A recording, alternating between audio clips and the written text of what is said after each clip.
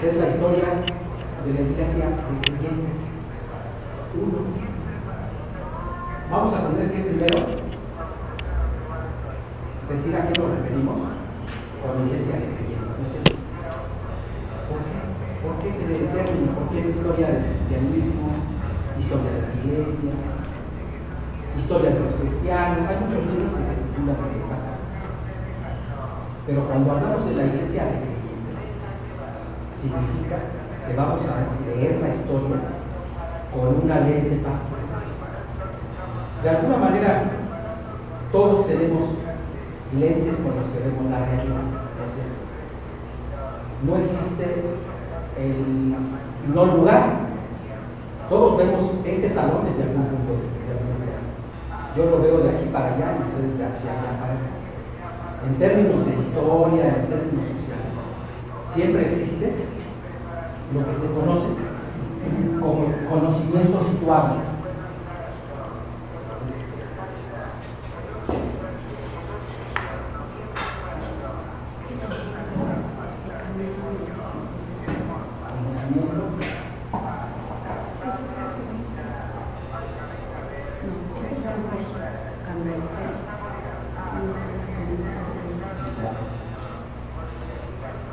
¿Esto a qué se refiere? Se refiere a que seamos conscientes, o no lo seamos. Todos vemos la historia, en este caso, la sociedad, la realidad humana, desde algún lugar. No puede haber 100% pureza, 100% objetividad. Lo que sí es que no se deben inventar los datos, ¿verdad? Los datos están ahí. No podemos inventarlos, sacarlos de la manga. No, como digo, no podemos entonces en ese sentido alterar elementos y datos que están ahí. Pero lo que sí es que todos nosotros vemos, como digo, seamos conscientes o no, miramos la realidad desde el. Por mucho tiempo en las ciencias sociales se hablaba de objetividad. Es que hay que ser objetivo.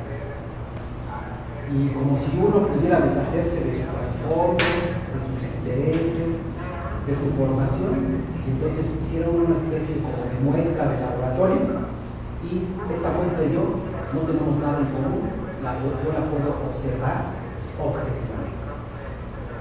Cuando eso es realidad en fenómenos de las ciencias naturales, en fenómenos de las ciencias sociales, cada vez es más difícil, porque todos tenemos intereses y todos tenemos también como trasfondo.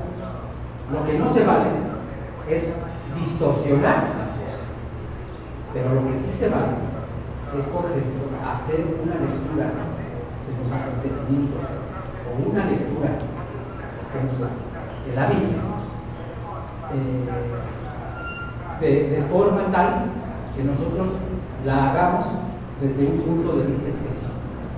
Por ejemplo, hubo quien hace tiempo se hizo una pregunta: ¿por qué existe la pobreza? ¿Y cómo la explican? ¿Cuáles son las causas de que hay pobreza? Por mucho tiempo no había sido una pregunta que antes se hacía. Todos partían del hecho, por ejemplo, de que bueno, la pobreza es fruto pues del pecado, en un sentido grandecino, ¿verdad? Pero se dice, bueno, porque la gente no le gusta trabajar, porque las personas dilapidan, ¿no? Derrochan su dinero, porque poco que tienen no se organizan. Es decir, le daban un causal eminentemente de mala administración o de irresponsabilidad de las personas. Hubo una biblista mexicana que se llama Elsa Tales, que se hizo esa pregunta: de acuerdo a lo que enseña la Biblia, ¿cuáles son las causas de la pobreza? Ella partía del hecho de que esas explicaciones populares o esas explicaciones interesadas donde dicen, no, es que son flojos, es que no les gusta trabajar, es que son desobligados y demás, darlo como explicación general y casi para toda la historia, pues era una explicación muy endeble. Claro que hay casos particulares que deben la pobreza a ese tipo de explicaciones, pero en términos sociales, históricos, de procesos de las sociedades, ¿por qué hay pobres? Y ella hizo estas preguntas a la Biblia, de acuerdo a la Biblia, ¿por qué existe la pobreza? Es decir, iba a empezar a leer la Biblia con esta lente, ¿no es cierto? Con esta lupa, por así decirlo. Voy a leer la Biblia, la voy a estudiar a profundidad y a ver qué dice toda la Biblia sobre las causas de la pobreza. Escribió un libro que se llama La Biblia de los Oprimidos. Y ella encontró, y ahí va presentando los textos y los va a explicar, que la pobreza es por una organización social, y la Biblia lo dice, injusta. Porque hay quienes establecen mecanismos sociales de opresión para sacar beneficio del trabajo de nosotros. Porque también hay conquistas militares. Una manera de hacerse de riqueza de otros pueblos es despojarlos, es cierto, y la Biblia nos habla de eso. Por cierto, muchos de los textos de la Biblia que hablan de esto, nada más dicen que así pasó, pero no está alabando eso, está describiendo eso. También habla, dice Satanás, de un mecanismo social.